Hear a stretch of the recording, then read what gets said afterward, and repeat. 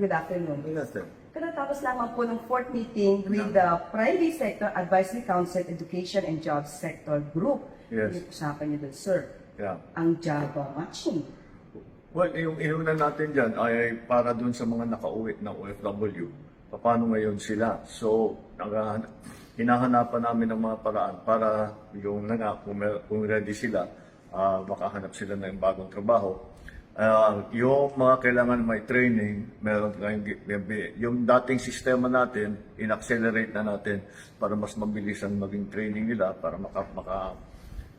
makapasok na naman sila sa trabaho. Meron din kaming ginagawa para doon sa ayaw na maging empleyado ay magtatayo ng sariling negosyo. Magtatayo sila ng sarili nilang negosyo, so we will also help them with that. Kasama na nito yung support sa mga pautang, etc. And the digitalization, of course, yung mga MSMEs kasi mapapasok yun sa MSMEs. So yun ang inuna namin.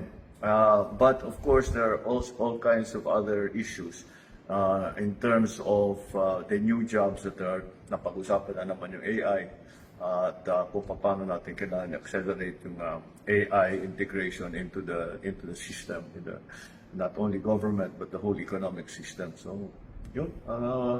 Maraming mga suggestion na siyempre dahil na sa mga pangyayari sa Middle East, marami talagang pwede pang gawin na suggestion that came from the private sector side. Titignan natin at marami naman talaga. Ang magandang naging resulta dito, yung iniisip gawin namin sa pamahalaan, we are very much in agreement with the private sector advisors kung ano yung dapat gawin to mitigate the effects of what is happening in the Middle East. So, tama yung pareho ang aming thinking. We are, as I was saying, we are on the same page, ika nga. Sir, the meeting lasted for more than 1.5 hours. Yeah. So, ang tanong natin, sir, isa't kalahating oras. So, para sa mga kababayan nagmamahal sa iyo, sir, kamusta po ang inyong kalusugan? Ganun pa rin. Yun na nga, I'm struggling kasi ayoko tumaba ulit. Nawala na yung taba ko, baka babalik. So that's what I'm taking care of. But I want to magpapasalamat naman ako sa mga nag-aalala sa akin. Huwag niyo pong masyadong siniseryoso. Alam mo naman ang social media, palabiro yan eh. At wala po tayong problema. I'm back to my regular exercise. I've been back to my regular routine for the last 3 months na ito na patuloy lang yung aking ginagawa. Doing my usual, watching my health, making sure that I'm always ready to do the work. So, yung diet nyo, sir, wala na. regular na, okay na po? Wala nang bawal. Matagal nang wala na. Burger. More than 1 month na akong walang bawal.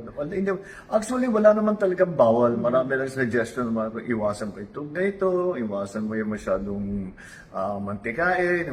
Pero wala na yun. Hindi ko na masyadong iniisip na yun. Good news po yan. But anyway, sir, mukhang may good news pa rin. Because in US and Iran agreed to have this 2-week ceasefire. That's right. What do you think po, paano ito makakatulong sa globally, sir, at sa atin? Well, natural. Kasi kasama dun sa agreement na pinag-usapan, na dun sa ceasefire, na bubuksan ang Straits of Hormuz. Ibig sabihin, yung mga number 1, yung ating mga seafarer, libo-libo na naiiwan dun sa seafarer na nakaparking lang dun nag-aantay na makapasok o lumabas. So, magagawa na nila yung kanilang trabaho. Pangalawa, we will then hopefully be able, yung mga supply na nailakad natin habang nag-aantay tayo ng bubukas, baka pwede na nang padaanin. At kasama na rin dyan yung naging arrangement natin sa Iran na pumayag naman sila na Philippine flag na vessel at pwede nilang padaanin. At yung mga supplies na papuntang Pilipinas, pwede nilang padaanin. And then, of course, to provide security and care of our seafarers.